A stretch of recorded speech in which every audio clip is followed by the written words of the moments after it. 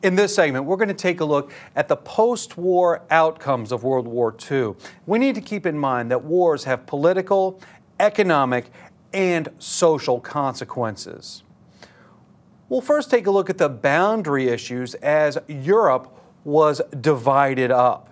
At the end of World War II, the Soviet Union had forces occupying most of Eastern and Central Europe and the eastern portion of Germany. These nations included Poland, Czechoslovakia, Hungary, Bulgaria, Romania, Albania, and Yugoslavia, and part of Austria. As the Soviets pressed in to defeat the Nazi-occupied territory, they left their soldiers behind as though they had conquered new lands. And even though the Soviets had promised free elections to occur in these nations, the United States and the rest of the Western Allies were very suspicious, as each nation seemed to choose communism as its form of government. What made things a little bit more strange was that it was the Red Army of Joseph Stalin who was conducting these elections. At the conclusion of World War II, these nations that I mentioned earlier became known as satellite nations. They seemed to be run by puppet governments that were controlled by the Soviet Union. As we take a look at this map, this bold orange line running down the center was called the Iron Curtain by Winston Churchill. And that was the line that separated the Soviet-dominated eastern portion with the pro-Western western portion of Europe. A very critical division happened right there in Germany. Germany had to be partitioned, that is, divided after the war. The Soviets, as I mentioned, have dominated Eastern Germany as they marched in to defeat Hitler. And as they left their soldiers behind, this partition, this division, was along the lines of where the Soviet army happened to be. West Germany became a democratic nation, and it resumed self-government only after a couple of years of American and British and French occupation. The idea for the Western Allies was that a strong, vital Germany would become a good trade partner and be better for the rest of the world. East Germany, which stayed dominated by the Soviet Union, did not adapt democratic principles, and they stayed in a Soviet-style communist government, holding their allegiance to the Soviet Union. And a particular problem happened right here in the capital city of Berlin. Berlin was also divided into an east and a west.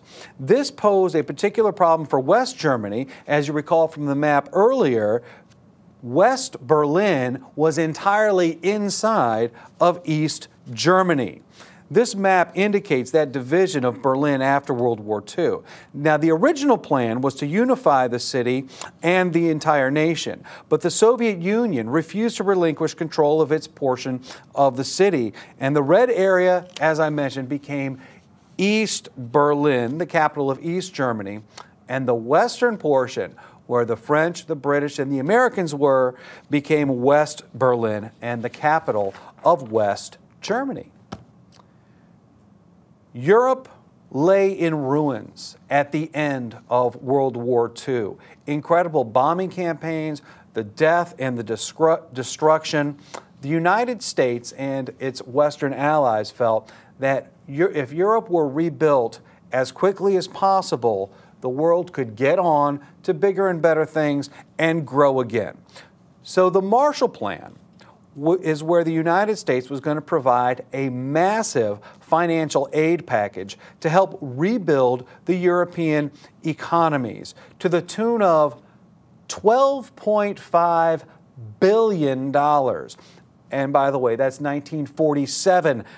So $12.5 billion was the largest humanitarian aid package in our history up to that time. Now, this is going to be an attempt not just to rebuild the economic interest, but also as a means to help stop the spread of communism. We wanted to provide a link of friendship. As these nations were facing incredible economic hardships, we wanted to show that we were their friends, not the Soviet Union. And even though this plan was made available to the nations in Eastern Europe, that is, the Soviet satellites, every single one of them, including the Soviet Union, refused economic assistance. And that was an order that came directly from Moscow. Even though this was incredibly expensive and highly controversial at the time, it was very, very successful. As the western portions of Europe were rebuilt, they became very strong allies of the United States and became very strong trading partners as well. But this wasn't the only place where we saw death and destruction. Remember, America was fighting essentially two wars during World War II, and we needed to help rebuild Japan. Japan was economically and morally crushed, absolutely defeated, and occupied by American forces. At the conclusion of World War II, the United States and other nations imposed very strict limitations on Japan after the war. That is, limitations on their economy, limitations on their military, limitations on what they could do. It was General MacArthur who was left with the responsibility to oversee the rebuilding of Japan and organizing their new government. As they wrote their new constitution, many even today refer to it as MacArthur's Constitution. It's very closely modeled after the United States Constitution. When Japan rebuilt, it was limited especially in their ability to make war. Their army and navy were restricted significantly in size and power, so much so that they could never be strong enough to wage war, only that they could be strong enough to protect themselves. Japan had been imperialist, and that's what led directly the United States into the war, and we, as well as the other nations in Asia, felt that Japan needed to be strictly limited. And while Japan could have taken this as a sign of defeat and been very bitter about this, they realized that America was going to be the protector. After all, we emerged from this war as a very strong nation, the only nation with an atomic bomb, and we would assume the role to protect them. And with a strong protector like the United States, the money that they would not need to be investing in safety, in their army, in their navy, could now be freed up to invest in other resources. And so instead of focusing on maintaining their armed forces, they could utilize their resources to develop a much stronger economy, go into research and development, build factories, and essentially modernize. Since World War II, the nation of Japan has become one of America's strongest trading partners in the entire world. It would have been nice had there been a way to prevent the outbreak of World War I. It would have been nice to have had something in place to prevent the outbreak of World War II. After all, the League of Nations, which was created after World War I, failed miserably. After World War II, the United States learned our lesson, and we engaged in creating this thing called the United Nations.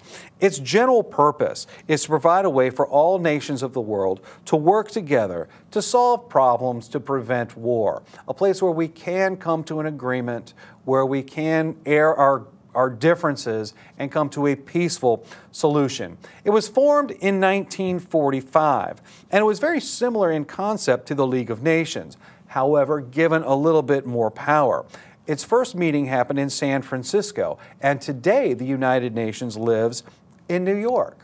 Its charter was created by the victorious Allies, and the United States, as I mentioned before, learned its lesson. This time, the United States is going to take an active role in the United Nations to prevent any such problem. The conclusion of World War II brought on a new kind of war. This marks the beginning of America's entry into what's called the Cold War. And the Cold War is that set of animosities, that incredible tension between the United States and the Soviet Union. Certain themes and ideas and vocabulary words we need to keep in mind as we discuss the Cold War is containment. Containment is the idea that the United States wants to contain, that is, stop the spread of communism. We don't need to roll it back. We simply need to prevent it from spreading. One of our fears with containment is the domino theory. We feel that if any nation, regardless of its size, if any nation falls to communism, then its neighbor may soon fall, and then its neighbor, and then its neighbor, and eventually knock on the doors of the United States. Another important theme is collective security. That is, using a strong alliance system to prevent an aggressive nation. To say that if an attack on one nation is considered an attack on all nations, that will prevent smaller skirmishes. Don't forget, this was one of the major problems that led us into World War I. We also are going to engage in the idea of massive retaliation, the threat of complete and total war as a deterrent to an attack. And that's going to be used in order to keep the peace. President Eisenhower is going to make this very, very popular. And of course, with the idea of massive retaliation, you must have a strong military, and that's going to encourage the arms race. That is the rapid buildup of weapons in the military to deter an attack. After all, if your opposing nation has more military power than you do, chances are you don't want to fight. And in the years that followed, we're going to engage in this thing called brinkmanship. That is, we are going to live on the brink of war. If we exist at that state of near war, each side is going to take incredible care to preserve that delicate and fragile peace. That either side is going to be afraid to take a strong action lest World War III would break out.